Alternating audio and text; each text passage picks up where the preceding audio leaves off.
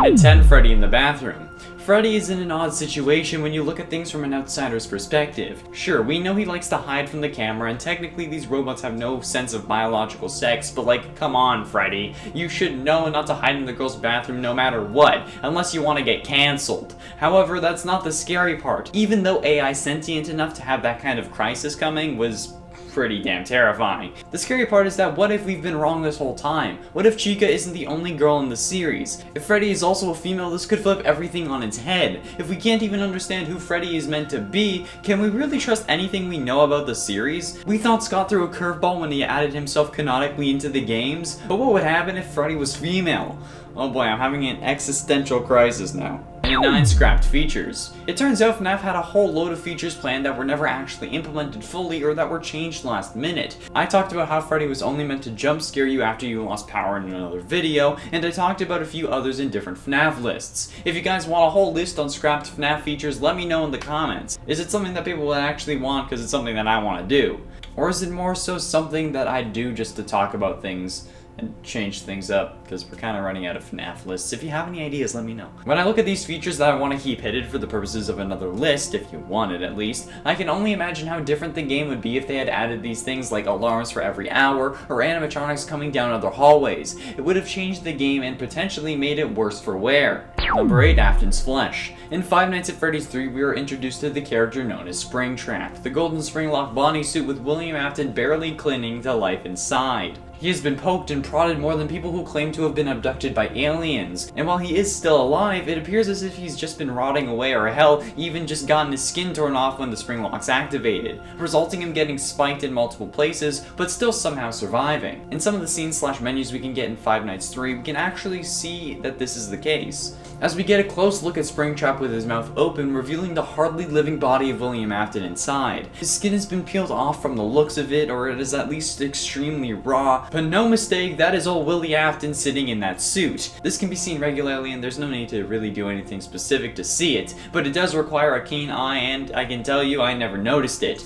I can't even see the ketchup when it's right in front of me, let alone something hidden underneath a golden spring bodysuit. And it's 7, Kelsey. The New Kid from 1:35 AM is a story from Third Fazbear Fright's book. The story revolves around Devin, Mick, and Kelsey. Devin and Mick are outcasts. They aren't really popular, you know, they aren't cool. But when the new kid Kelsey arrives at their school, they try to make a new friend. Despite Kelsey being charismatic and adored by everyone in the school, over time Devin grows jealous of Kelsey, because, you know, he's adored and loved by everyone in the school. So, in an act of revenge, or to maybe try to gain control over him, Devin hatches a plan to lure Kelsey to an abandoned Freddy Fazbear's to trap him in a Springlock suit for a few hours.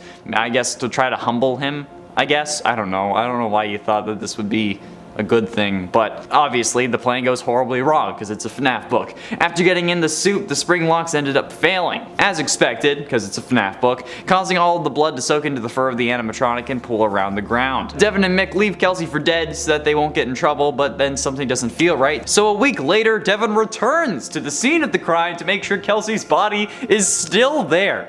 He sticks his hand in the animatronic's mouth because he doesn't think about fingerprints, and snap. The Springlocks fail yet again, as per usual, and Devin gets his hand stuck inside the suit and bleeds out. But not before seeing a body in the suit, with black hair instead of Kelsey's blonde hair. I don't know, okay? Could this be a character that we have yet to see in the games? Probably not. It's just a character in the book, alright? This doesn't happen in the games, okay? It's a myth. This is just a book thing, okay? Stop. And it's 6, unintentional. You see, there are a decent amount of people that for some reason think that these Springlock suits were made with pure intentions by William Afton. This kind of goes hand in hand with the idea that William started killing after losing his kids, but we know that that is not the case. Since thanks to the fast facts found in Fnaf AR's files, we know that the Funtime animatronics were some of the first ones ever made. And considering the abilities of Baby, at the very least, we know that these were made in order to kill. We know that was a thought in his brain, meaning that even if the Springlock animatronics were the very first animatronics ever, it's reasonable to think that they were also designed with death in mind, which explains multiple things. More on one of them in a minute, but honestly, if William made the Funtimes with death in mind, it's likely that he did the same with the Springlocks. And if you think that a suit that can snap at a moment's notice and shove pounds of metal bars, cogs, gears, and more into the same place your body would take up was made with pure intentions, then you need therapy more than I do, okay? I have some numbers you can call. Especially when a normal animatronic and then a suit for your employees would be cheaper and less likely the focus of a lawsuit. Speaking of which, halfway through into number 5, liability. The Springlock mechanism is probably the most intuitive thing that Fnaf's world invented. The ability to move robotic parts out of the way with enough room for a human to fit inside is insane, and while it may be dangerous, we also drive over 100 kilometers an hour in huge giant metal death boxes, so maybe we can't really complain. While yes, they do have their faults, there's nothing compared to the ability to be both animatronic and human suit. It's an incredible feat of technology, even if just absolutely the dumbest idea ever. Because it's terrifying for the same reasons that it would be in game. Someone can dress in it and pretend to be a robot, okay? It can clamp down on you in any second, and it has done so multiple times before. The Springlock suits themselves are an occupational hazard that they did not need to end up creating, but like, I don't know, like these things are so hella deadly. Why would both William and Henry allow for their employees to wear them? Especially Henry, like goddamn. Just make a separate suit for the animatronic, okay? Like make a separate suit that your employee can wear. It's the employees, the people who run your business. They make you money, so you know they don't end up dying from robotic bits replacing their normal human organic bits in a hot suit that fails when it gets moist. Sweat, breathing. Yeah, I would never get in one of those things. Even if there hadn't been an incident before, okay, that just seems like a lawsuit waiting to happen. And I don't want to be the one whose family sues because I'm too dead to do it myself, alright? So, no. It's a myth that they shouldn't have gotten sued. In it for crying child. Okay, now this one's certainly gonna make people mad, but there's no way that I could do this list without mentioning the greatest debate of literally anyone yelling at me ever. The amount of people who have messaged me on Instagram or on TikTok yelling at me in my TikTok comments or in the YouTube comments telling me that the bite of 83 is somehow a Springlock incident bothers me to my core. I say this every time I bring it up. It's not a Springlock failure, okay? The fact that a load of people consider this to be a Springlock failure is the myth that I'm addressing. The reason I don't think it was a Springlock failure is because the Fredbear suit was already in animatronic mode, okay? There's no Springlocks that could have a chance of failing, since, a Springlock failure refers to the Springlock mechanisms failing to hold the robotic bits away, meaning that it snaps back into animatronic mode when a person's inside. That's why it's bad if there's a person inside, and there would be no Springlock mechanisms inside the mouth either, because that would always be in animatronic mode. Like your head, your eyes would line up with the opening of the mouth so that you could see. So yeah, that's kind of. Plus, I don't think anyone who is 7 feet tall working at Freddy Fazbear's. No, they're in the NBA. The jaw also just moves up and down, okay? Truthfully, I don't know how much of the community believes this to be a Springlock incident, because the comments are always going to be filled with more people that are against it than for it, because if you're for it, you don't really feel the need to comment about it. But it's still concerning the amount of comments I'm seeing and the amount of DMs I get on Instagram, okay? Which, by the way, follow me on if you don't hate me, because I need to get past 20.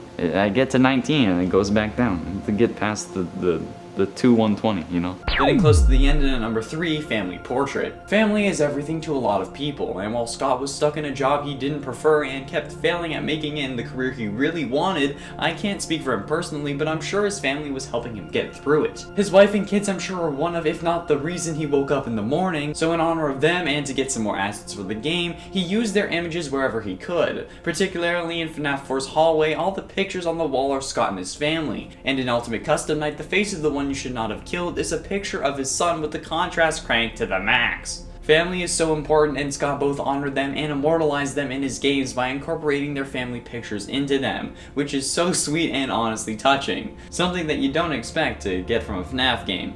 Man, if only he treated MatPat like that. And ultimately, at number 2, living proof. Let's take another break from FNAF 3.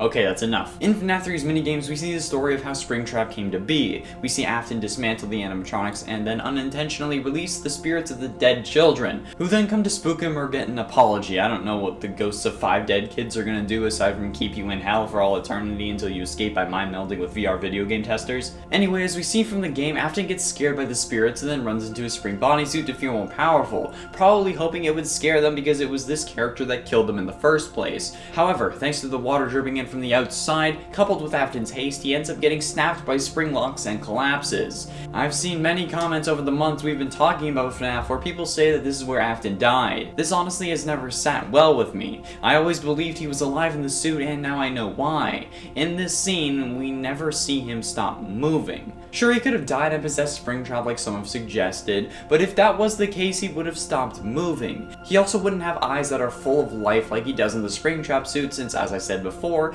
we can see his flesh inside and those eyes are clearly his. Afton doesn't die in this moment, hence why I don't consider Springtrap an animatronic, because Afton is still alive and consciously controlling him. Afton himself is living proof that Afton never dies. MatPat even said it himself in his theory on that game. He said, "Notice he never stops moving." That's because he isn't dead. He only dies in Pizzeria Simulator after being lured back by Henry and being set ablaze, damning him to hell. Finally, in number 1, Butterfingers.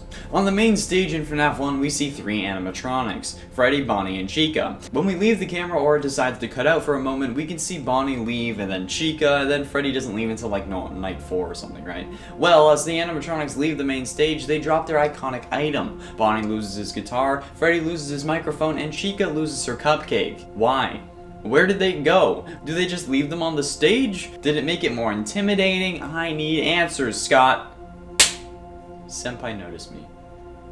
Both Scott and MatPat.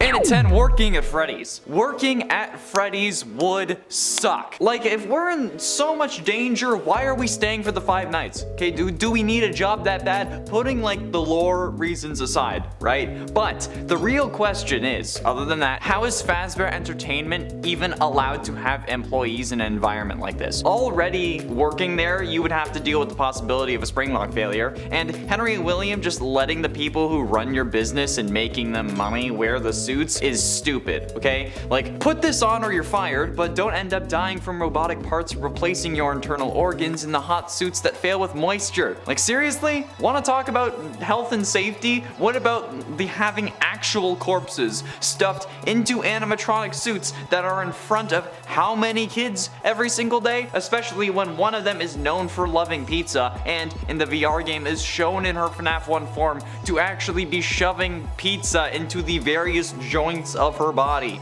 Plus, 5 nights of animatronics trying to kill me? Yeah, no thanks, okay? I'm glad you fired me at the end of it, but honestly, I'd have quit as soon as, like, the first phone call ended. No thanks. Phone guy's like, oh, they might move? No, I'm done. And at 7, Golden Background. FNAF 3 introduced the mechanic of needing to make repairs. Maybe the ventilation got shut down or the audio was corrupted, or maybe the camera stopped working. And if any of this happens, the player needs to reboot that system. While you do this, the cameras you see are just static. However, sometimes the static can sometimes show the face of Golden Freddy. Like, dude, I know times are tough having to deal with like 15 missing children at this point, but there's no need to turn into a cam girl. Not that there's anything wrong with that. Oh crap. I'm not getting out of the semi. No matter what, it is indeed possible to see the face of Golden Freddy in the static. It's not clear, it does take some keen observation, but it's quite subtle. But once you see it, you will never be the same. Mostly because you'll have seen it, and that means that you will have changed, because before, you hadn't seen it. Logic. And at 6, the Hidden Skull. Man, FNAF 3 has a lot going for it, doesn't it?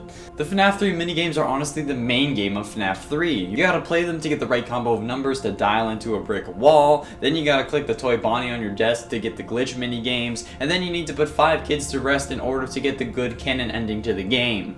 However, if you really pay attention during the free roam minigames, if you head to the supply closet, somewhere I don't believe that Shadow Freddy brings you, you can see the same supply room from the first game. However, going off script doesn't help you just to see a nostalgic location. Actually, it can reveal something even more sinister in the form of a child's skull on the shelf in the background. Yeah, in a series all about missing children, we get one of their skulls right behind us as we head up to be dismantled by the purple guy. I mean, I guess we're the dead child in this scenario, because we've already possessed the animatronic. So does that mean that it's our skull, and that's why we don't pay attention to it? Or is it because we were killed, so we know it would be there? Halfway through at number 5, nicknames. The news clippings at the end of the Fnaf games always focus on one article. The place getting shut down, the place reopening, the place burning down, and in the first 2 Fnaf games, the stories on the outside weren't actual articles. It was just some random text meant to fill up the space. It's commonly referred to as lorem ipsum, at least it was when I was in school. However, in Fnaf 3, Scott decided to include some of the story of him creating the games for the fans with the more powerful glasses in the world. One article talks about how his last attempt at becoming a game designer was a toss-up between a remake of his first game, a sequel to another one of his games called Desolate Hope, and an entirely new game about animatronics and pizza. He went with the latter obviously, and that was probably the best decision he ever made. However, later on he also reveals that the iconic names of Bonnie, Chica, Freddy, and Foxy were just nicknames he had in development. He would call them that before actually coming up with their real names. However, after calling them that for so long, he grew attached to the names and ended up keeping them. Probably another good decision if I'm being honest. Can you imagine what it would be like if Bonnie was named like Albert or something? Actually, that would be scarier. And at 4, paper plates. Let's take a break from FNAF 3. In FNAF 2, on one of the cams, you can see 3 paper plate crafts that resemble the 3 main animatronics. Sometimes, though, they can take on a mind of their own. At least the Bonnie one does. It can sometimes not appear on the camera view and then just later appear in your office. How did it get there? Who placed it there? Was it an animatronic? If it was, why didn't they attack us? Was it a phantom animatronic? Can they even do that? Is this plate animatronic possessed? Was a kid stuffed into the paper plate bag? Like, I know this is a horror game, but like, come on! Nobody else is working there at the time, and so how the hell did this thing move? Oh, and also it could have happened in FNAF 3 too. It was a short one, but it was a break nonetheless. Penultimately, and number 2, being an Afton. Okay, look, Springlock failures are horrible. Okay, yes, and yes, William is a horrible person, but being just an Afton in this universe must be the worst thing ever. It's like the worst spawn point in existence, because every Afton has been subjected to a horrible fate. It's like if Sean Bean is cast to play a character, you know that they're going to die. It's that, but if you're an Afton, you're going to suffer a horrible fate. Okay, let's go through the list, shall we? Here we go.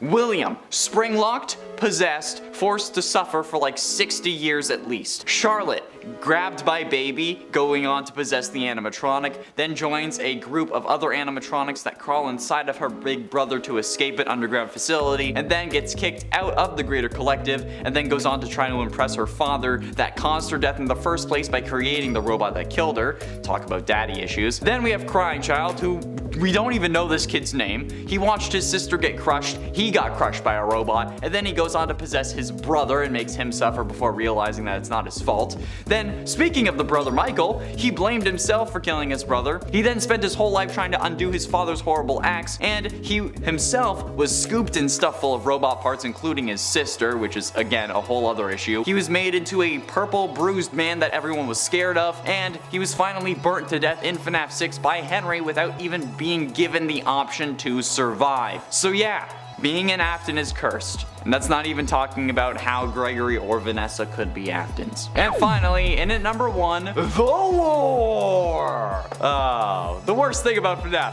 is the lore. Yeah, having to try to figure it out or even think about it or try to give it any coherent links is probably the most horrific thing that you can try to attempt in regards to the series, yes, but also literally at all. Do not try this, please. I get messages on Instagram saying like, oh, I have a FNAF theory and I was hoping we could talk about it. Like, I appreciate that you want to talk to me about it as opposed to like Matt Pat or someone famous, maybe because I'm more likely to reply because I'm not famous. But like, the best advice that I can give to you is if you value any shred of your sanity, do not try this. Do not attempt to put any shred of logic into FNAF. It will break you. Okay, do you think that I wanted to do this? Do you think that I planned on doing this for 2 years? No, I read one comment that said I see a FNAF in the thumbnail and I click, and it drove me so far into the madness that I'm basically the Joker of the FNAF community. People don't like me because I made a joke video about the worst FNAF fan games that included games that people loved, and now it's on the goddamn YouTuber wiki as a controversy. People get mad at you for misgendering fictional robots.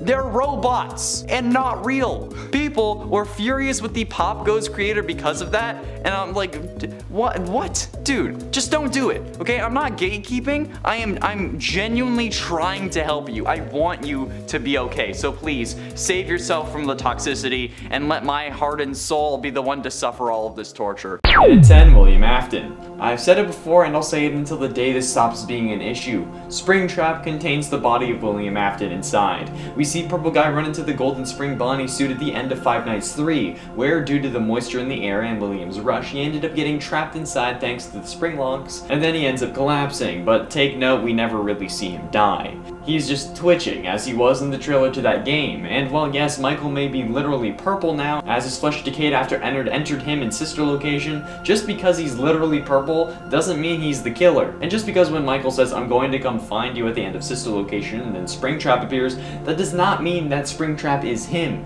We see that Michael was at sister location, and this camera movement takes place at Fazbear Fright. That was burnt down by Henry in an attempt to kill William because we all know who did it. William is inside Springtrap, not Michael. Scott even confirmed this when talking about MatPat's timeline after Ultimate Custom Night came out, saying if you're hung up on the whole Will Trap versus Mike Trap debate, watch MatPat's video. And in that video, MatPat says that it is indeed William in the suit, not Michael. There you go, please stop. And at 9, it's a suit. While the Springtrap suit contains William's body, it is still a suit. The Golden Bonnie animatronic was a Springlock suit, which as Phone Guide tells us is a specially designed suit that doubles as both animatronic and suit. Meaning that the Springlock mechanics in the Golden Bonnie suit would retract like some form of even more complex Iron Man and create enough room for a person to climb inside and wear like your normal Chuck E. Cheese suit. Obviously, they weren't amazingly designed since there were some flaws. Like when they get wet, the spring locks can close easily, which is why Michael got bit in Fnaf 4 and why William got snapped while in the suit. The suit also is clearly meant to be a suit since it has 5 fingers and 5 toes, which the other suits are lacking in favor of 4 fingers and 3 toes. It's even more clear when looking at the secret menu screens for Fnaf 3, where on rare occasions you can see a skinless William Afton trying to get out of the suit by prying the head open.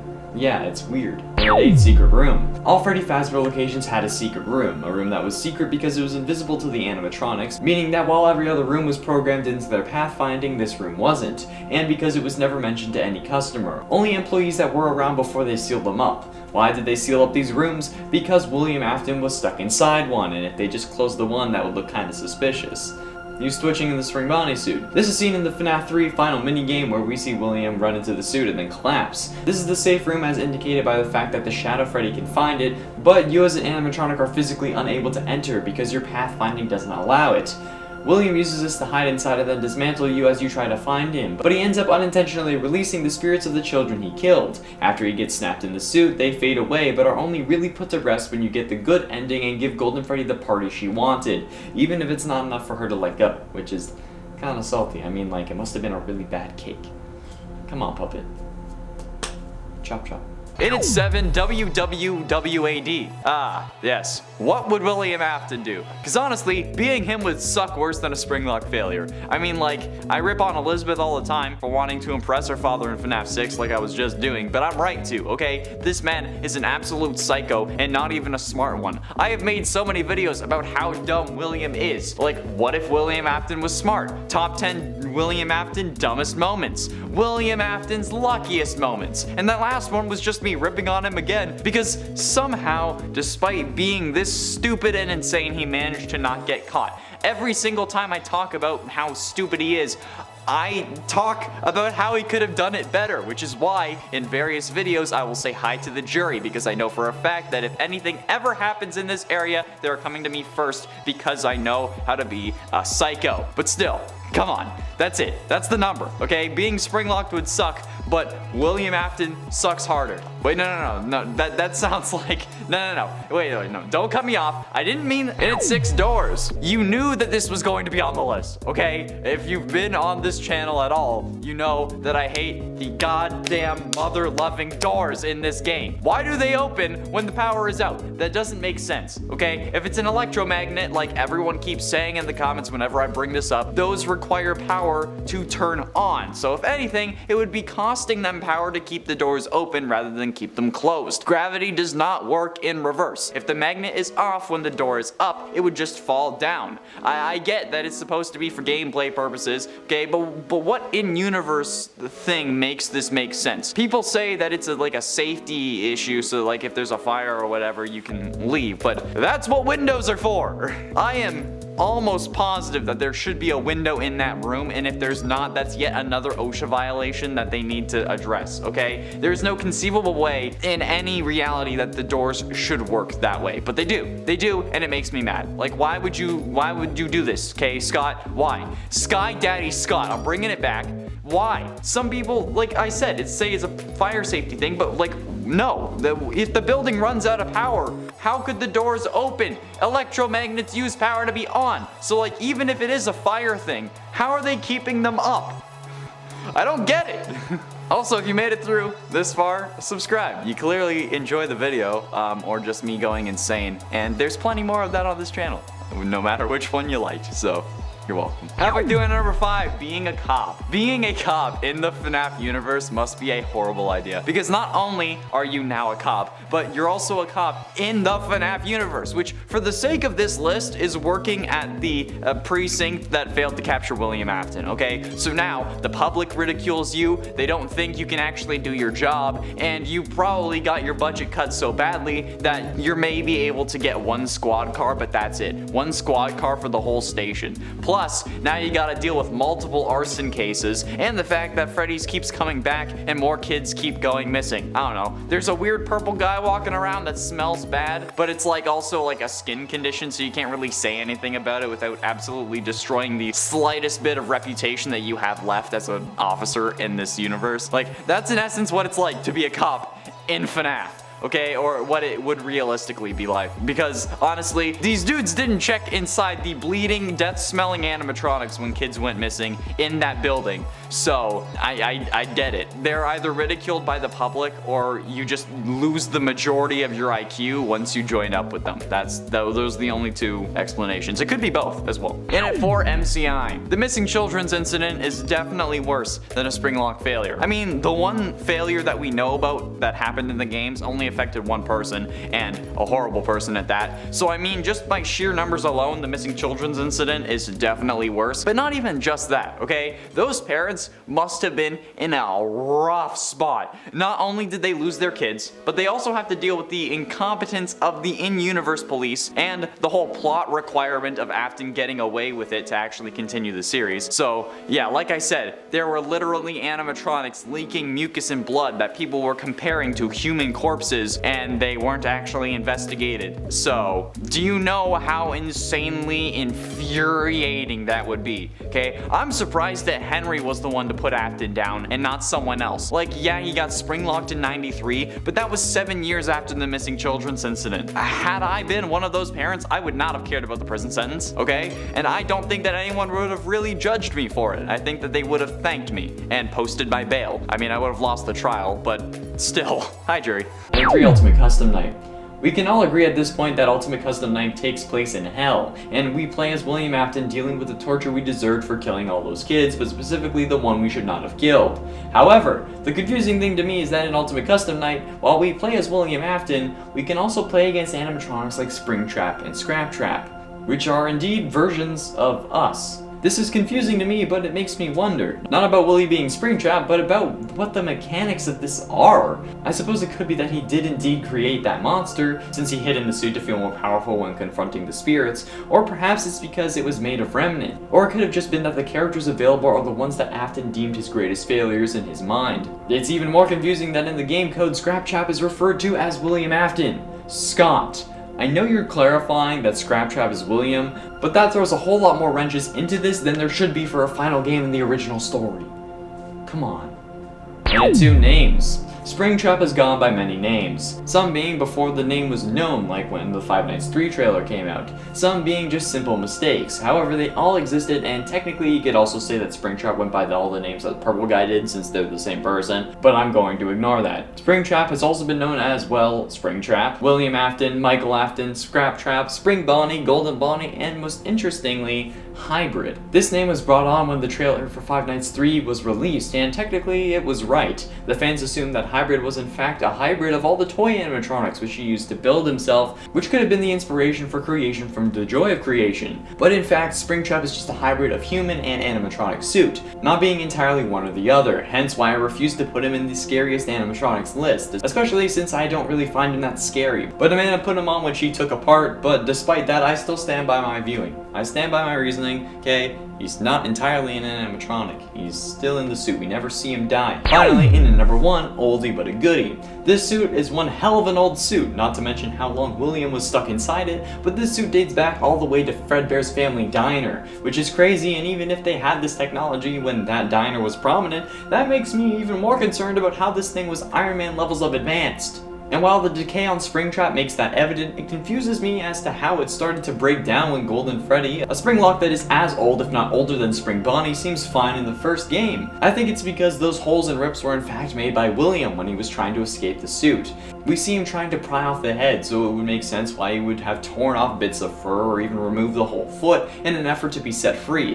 What do you guys think about the Springtrap decay? Let me know your thoughts down below. Number 10, William Afton and the Leak. Probably one of the most iconic when it comes to Springlock failures is William Afton. William Afton from the games, that is. In this version of the story, William Afton basically got destroyed by these Springlocks. He was fully impaled by the Springlocks in the Springlock Bonnie suit after trying to escape the ghosts of his victims. He thought hiding inside the Spring Bonnie suit would protect him, but hey, he was wrong. It turned out that there was water on the floor which when he touched caused the Springlocks in the suit to loosen, or water that possibly dripped down from him, and also his breath. This caused the Springlocks to malfunction, they fully released and impaled William, ultimately causing his death. However, this is William Afton, so even dying would not keep him dead forever. It would only keep him dead for a little while. We later learned that one of the vengeful spirits, or possibly a pair of them, cursed William to experience the pain that they had felt, thereby extending his life indefinitely, no matter the pain he suffered. Which is how William Afton can be a shambling corpse, but also somehow still alive. And friends, before I move on to this next spot on the list, if you love what we do here at Top 10 Gaming, and if you love Fnaf too, be sure to let us know by giving this video a thumbs up. Number 8, can you Springlock a ghost? To answer this question, we could turn to the Fazbear Frights book 135 AM, and one of the stories within its pages, titled The New Kid. In this story, a young boy named Devin befriends the new kid at school, Kelsey. However, while his other friend Mick seems to really like Kelsey, and at first, Devin does too, eventually Devin becomes jealous of Kelsey. When Kelsey seemingly ditches them one day when they're all hanging out, Devin decides to get revenge on him for doing this. Finding a new hangout spot, a now abandoned former Freddy Fazbear's Pizzeria, Devin dares Kelsey to put on a Springlock suit. Kelsey does this and begins dancing around, but doing so, of course, triggers the Springlocks within the suit to release, seemingly impaling him. While initially Devin and Mick leave Kelsey there for dead, Devin eventually returns to investigate. With Mick wondering if Kelsey might still be alive. When Devin does return, he doesn't see Kelsey in the suit, but later spots a black-haired ghostly figure within. It is implied that Kelsey is some kind of spirit of vengeance, possibly one of the spirits from the game lore that possessed Golden Freddy. And if you're wondering how we know that, well, later in the book we see that Kelsey is alive and well, seemingly, after he seemed to have been Springlocked, so either he has superpowers or he a ghost. Number 7, The Amazing Escape. William Afton in the books is much more lucky, or perhaps just more brilliant than his video game counterpart, at least when it comes to dodging Springlocks somehow. Like in the games, he ends up getting Springlocked, but instead of being killed by this experience, he miraculously survives, seeming to somehow pull a Harry Houdini and just escape that. While Charlie activates the Springlocks in the suit he's wearing at the end of the novel Five Nights at Freddy's The Silver Eyes, we learn in the next book book, The Twisted Ones, that the blood found at the scene ends up being analyzed in a lab and found to be fake blood. Finally, in the fourth closet, it is confirmed that William Afton, while harmed, miraculously survived being spring-locked. I don't know how this is possible, but it's a thing that happened. Pretty impressive considering in most other cases, it's pretty much a death sentence. And it's 7, no head. So no head? The suit doesn't have an endoskeleton head, get your mind out of the gutter. It's actually impossible for it too, since even with the crazy advanced tech that these places have, you cannot move an endoskeleton head as they are presented in the games away enough for a normal head that just barely fits inside to fit inside. This is also shown in the menu screens when William is trying to remove the Springtrap head. There is no form of robotic head present. It's his eyes and his meat. How on earth would the face operate in the Springlock suit if there was no proper head? Is it just a different form of robot or like a different arrangement of parts to get everything working more efficiently? Because if that's the case, why isn't that the case with every animatronic? If it costs the company less to manufacture, I'm sure William would be fine with it if not encourage it, since he gets his daily fill of child murder and he saves a little bit of money on the side, so might as well. Well, maybe it's more expensive, but if that's the case, I'm sure it's easier to just make a separate suit than paying extra for a specially designed suit that doubles as both animatronic and suits.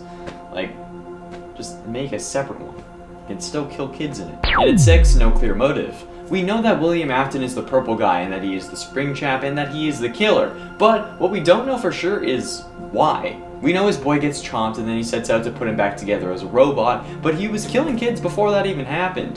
What we don't know is why he's doing it. We know he sets out to create more Remnant in an effort to unlock the secrets to eternal life or something like that after he discovers Remnant, but why did he start killing kids in the first place? Did one act like Braith and just really piss him off? Was it just something he wanted to try? Is it some weird fetish? He clearly feels emotion since he felt sad after losing his son, sad enough to block out the woman Ballora represents from his life, but we don't know 100% why he killed Susie in the first place.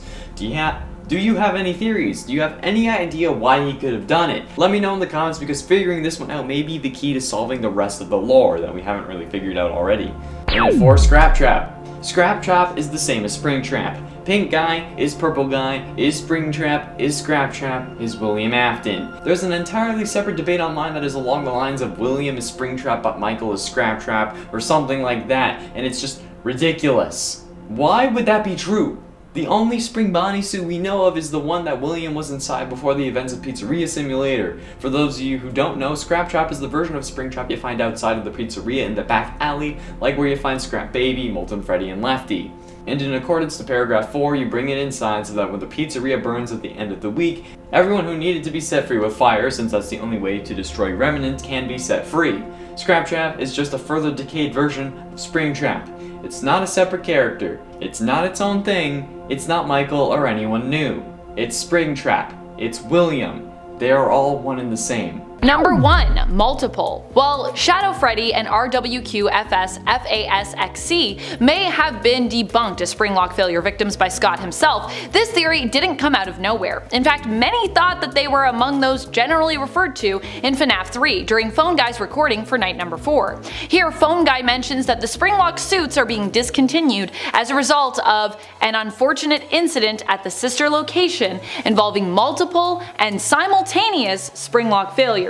Which, I gotta say, it makes sense to me too, because I'm like, what were all these multiple Springlock failures, what does that entail, and how many were there? Oh boy. And at 10 second times the charm. Could William have suffered a Springlock failure before getting trapped in the spring bodysuit like we see happen in Fnaf 3? In a way it's possible, and it appears like that's the case in the Fnaf novels, since William is described as having scars that are consistent with a Springlock failure before becoming Springtrap in the books. So could it have happened in the games? Could William have been the reason the Springlock suits were retired in the first place, since we hear of an unfortunate incident at the sister location? So is that unfortunate incident actually William? There are plenty of other people that it could be as well, but William having to deal with it would certainly get them put out of commission, at least for a time. But with William continuing to use the suits afterwards and putting it on like we hear in Fnaf 3, and then again he ends up failing in Fnaf 3 as well, it's unlikely, so no. And at 8, Elizabeth Afton. I've seen a few people asking if or assuming that Elizabeth Afton was a victim of a Springlock failure, and the truth is, she wasn't. The circus baby animatronic isn't a Springlock suit, since a Springlock suit in this case is defined as a suit that contains robotic parts, but uses a special mechanism that when cranked moves those robotic parts to the side so that a person can climb inside and wear the robot like a suit. The baby animatronic isn't one of those, because there's no way to actually wear this animatronic. Baby it's just a robot, so there is no way that she could have Springlocked Elizabeth. Elizabeth is just a normal victim of her father's killing spree, which resulted in her somehow wanting to make him proud, despite him being the reason she's dead. Directly. Like, not even an, he just because he made the animatronic thing. No. Nobody else had a hand in her death aside from him. But she still wants to make him proud. I don't know. I guess baby crushed her body and then her sanity too. Which, I mean, I'd understand.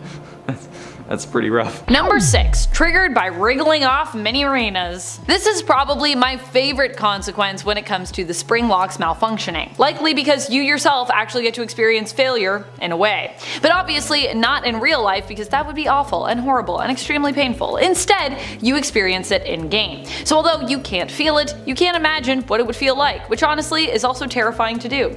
This time when the Springlocks fail, it is as a result of your movement. You are the one who must wriggle to shake off the mini arenas, which are climbing up the suit and attempting to kinda climb into it with you. If this happens enough times, the mini arenas jump scare will get triggered, implying your death by mini arenas. However, if you also wriggle too much to keep them off you, without winding the Springlocks back up enough, you will trigger the Springlocks release, which will also result in your death by being impaled by suit parts which are released by those Springlocks. Yikes. Number 5. The fate of Shadow Freddy. Shadow Freddy is thought by some, in regards to lore, to have been a possible Springlock victim. The consequences of this employee's Springlock failure would be, of course, that they died. That's right, people believe that Shadow Freddy, who appears to be somewhat ghostly in nature, is actually the spirit of a former Freddy's employee, who died while wearing a Springlock Freddy suit. It's believed that for one reason or another the suit malfunctioned, murdering its wearer. As a result, Shadow Freddy was born to haunt its former workplace, and was also likely one of the reasons that Springlock suits stopped being used, at least temporarily. Although apparently not soon enough, as there were other failures that occurred possibly even after this one. Number 4. The fate of RWQFSFASXC. Some believe that not only is Shadow Freddy a victim of the Springlocks failing, but so is the shadowy figure of RWQFSFASXC. They believe that this shadowy Bonnie was another employee who, instead of being killed by the Springlock Freddy suit, met their end while inside the Springlock Bonnie suit, which also failed. My question is, if these employees happen to both die as a result of wearing and using the Springlock suits and the suits malfunctioning, did they die on the same day? Because if not, why would you ever continue to use these suits as a company? And why would you ever, as an employee, agree to get in another one? Unless one of them was hired after the other one and like no one told them about what happened to the last person to put on one of those suits? Still, legal liability right there. Like, my alarms are going off for like lawsuits. Of course, this was only a theory anyways, and actually one that Scott claimed was incorrect in regards to the true origins of both Shadow Freddy and RWQFSFASXC. Getting close to the end of number 3, not beefed up. The fact that these animatronics are incredibly powerful is absolutely an insane thing that nobody really seems to grasp. Like the fact that Fredbear was able to crush a child's skull, something that we've covered how crazy is. Imagine if that was an employee, okay? Like, ignoring the fact that you think it's a Springlock incident or that it's a Springlock suit, the amount of power that Jaw has is a hazard for everyone who comes into contact with it. Like, goddamn. And before you say anything, okay, it wasn't a Springlock failure. I don't know how many times I need to go over that. There's no Springlocks in the mouth, and they weren't active at the time. Okay? It can't be a Springlock failure. So these animatronics are just insanely powerful animatronics, alright? Which would be explained by them being intended to kill, which also explains why it would have the power to crush crying child's skull. The way I see it, William probably wanted to use the Fredbear suit as his kill suit because, you know, Freddy's the more popular character, but then he had to change to Bonnie after, you know, his son was killed in the suit, especially considering how he saw Elizabeth end up possessing Baby, so he was probably worried that Crying Child did the same with Fredbear, so Yeah, that's the way I see it. But ultimately, in number 2, Springlocks are real. Okay, you see, if I was to actually do like a cosplay of the purple guy and actually do it without it being a joke, I'd probably end up using a purple phone case, because, you know, you gotta reference the phone guy. But I don't need a Springlock crank, because those aren't actually a thing in real life. While the term Springlock is used in real life, it is a totally different mechanism from the actual Fnaf thing, okay? I'm certain most of you got the whole Springlocks are real line from the Springlocks and You How Not to Die Remastered thread on the Fnaf wiki. However, actual Springlocks are just locks that use springs. From my research, what I gathered was that a Springlock in real life is in the simplest of terms, if your front door's deadbolt was on a spring. Every other instance talking about real Springlocks just simply brings you back to that page or quotes that page, so there's really only one source. Springlocks, as they're used in the games, do not exist in real life. Alright, that is a myth. The term is used, but it's 2 separate words instead of one, and they mean totally different things. So please stop. And finally, in at number 1, Cassidy. Cassidy is the most mysterious victim in the missing children's incident. Her name was hidden for years, only being revealed in the survival logbook of all things, and then confirmed in the Fnaf movie scripts that Scott ended up tossing after he talked about them on Reddit. And honestly, we don't really know much about her. We don't know how she died, but there are plenty of theories that claim to have evidence of her being a Springlock victim. Maybe William knew that it would be easier that way, I don't know. Maybe she ends up possessing Golden Freddy after all, I don't know, okay? We figured that he could be a Springlock suit and then that he had like the guts removed or something like that, hence the slumped over nature as I talked about earlier, but if this was the case and Cassidy's body was in that suit, wouldn't they have found it when they were gutting it? Because like, that seems like something you'd notice. I don't know, but maybe William was the one who gutted it, considering how he was the suit technician. But for a suit technician, he also did, you know, get into the animatronic when it was wet, something that he was definitely smart enough to avoid. But yeah, Cassidy being a Springlock victim has very little evidence, if you can even call it evidence though, so yeah, I'm definitely gonna deem this one a myth. Light your torches, get your pitchforks, come at me in the comments section for saying that, because I know you're going to. I can't avoid it every time, but you're not gonna change the outcome of this video, alright? It's already uploaded, you can't change it.